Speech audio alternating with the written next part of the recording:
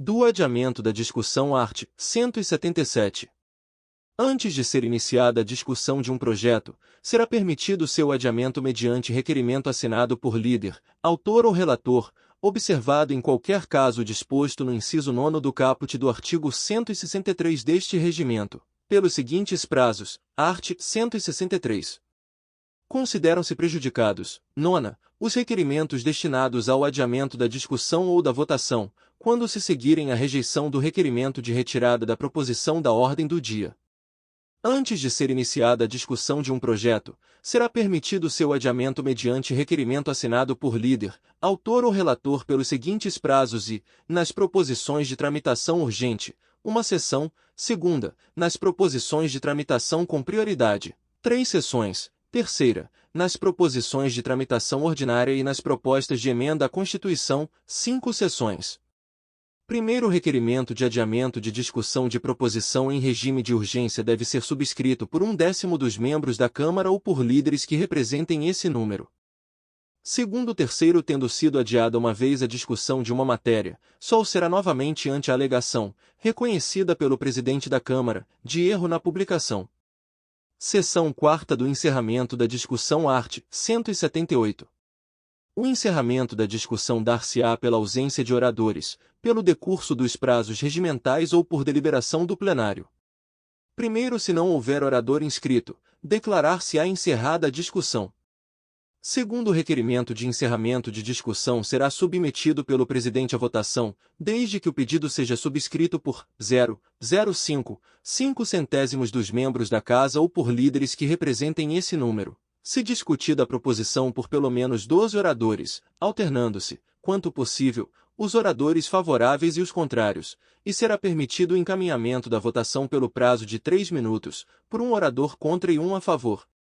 Quarto, a aprovação do requerimento de encerramento de discussão impede a apresentação ou implica a prejudicialidade, na mesma sessão, de requerimento de adiamento de votação, salvo se o relator reformular o parecer para promover alterações de mérito. Seção V da proposição emendada durante a discussão art. 179.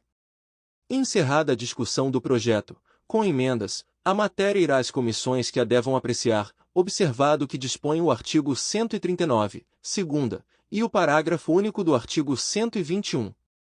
Remissão art. 179 Artigo 139. A distribuição de matéria às comissões será feita por despacho do presidente, dentro em 2 sessões depois de recebida na mesa, observadas as seguintes normas. Segunda, excetuadas as hipóteses contidas no artigo 34, a proposição será distribuída, art. 34. As comissões especiais serão constituídas para dar parecer sobre, proposta de emenda à Constituição e projeto de código, casos em que sua organização e funcionamento obedecerão às normas fixadas nos capítulos I e III, respectivamente, do título 6º. Segunda, proposições que versarem matéria de competência de mais de 4 comissões que devam pronunciar-se quanto ao mérito, por iniciativa do presidente da Câmara, ou a requerimento de líder ou de presidente de comissão interessada. Primeiro, segundo, caberá à comissão especial o exame de admissibilidade do mérito da proposição principal e das emendas que lhe forem apresentadas, observado o disposto no artigo 49 e no primeiro do artigo 24. Art. 49. As comissões a que for distribuída uma proposição poderão estudá-la em reunião conjunta, por acordo dos respectivos presidentes, com um só relator ou relator substituto, devendo os trabalhos ser dirigidos pelo presidente mais idoso dentre os de maior número de legislaturas. Primeiro, este procedimento será adotado nos casos de proposição distribuída à comissão especial a que se refere o inciso 2º do artigo 34, segunda, proposição aprovada, com emendas, por mais de uma comissão, a fim de harmonizar o respectivo texto, na redação final, se necessário, por iniciativa da Comissão de Constituição e Justiça e de Cidadania. Segundo, na hipótese de reunião conjunta, é também facultada a designação do relator geral e dos relatores parciais correspondentes a cada comissão, cabendo a estes metade do prazo concedido àquele para elaborar seu parecer. As emendas serão encaminhadas aos relatores parciais consoante a matéria a que se referirem. Art. 24. As comissões permanentes, em razão da matéria de sua competência, e as demais comissões, no que lhes for aplicável, cabe, Primeiro aplicam-se à tramitação dos projetos de lei submetidos à deliberação conclusiva das comissões, no que couber, as disposições previstas para as matérias submetidas à apreciação do plenário da Câmara. A. As comissões a cuja competência estiver relacionado o mérito da proposição. B. Quando envolver aspectos financeiro ou orçamentário públicos, a Comissão de Finanças e Tributação, para o exame da compatibilidade ou adequação orçamentária. C.